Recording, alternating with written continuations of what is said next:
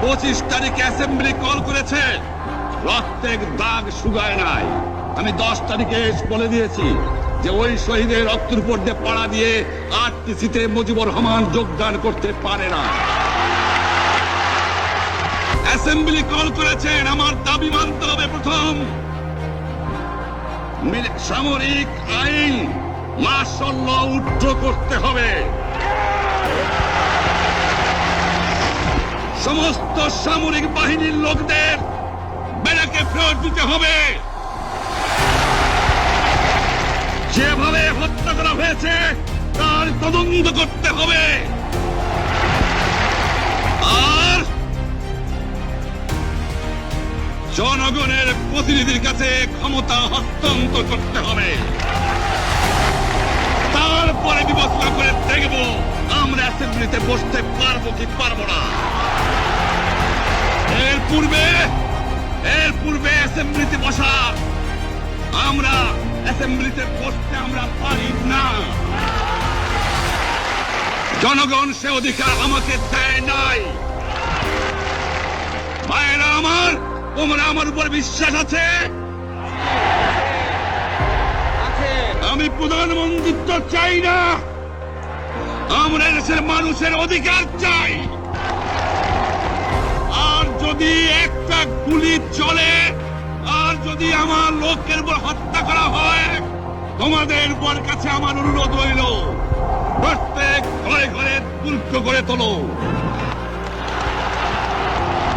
তোমাদের যা কিছু আছে তাই নিয়ে শত্রুর মোকাবেলা করতে হবে।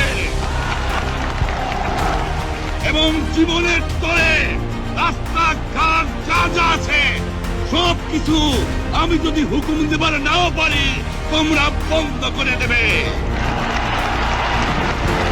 তোমরা আমার ভাই, তোমরা বেড়াকে থাকো, কেউ তোমাদের কিছু বলবে না। কিন্তু আর আমার বুকের পর গুলি চালাবার চেষ্টা করো না, ভালো হবে না। 7 কোটি মানুষকে দাবায় রাখতে পারবো না। আমরা যখন মরতে শিখেছি তখন কেউ আমাদের দবাতে পারবে না।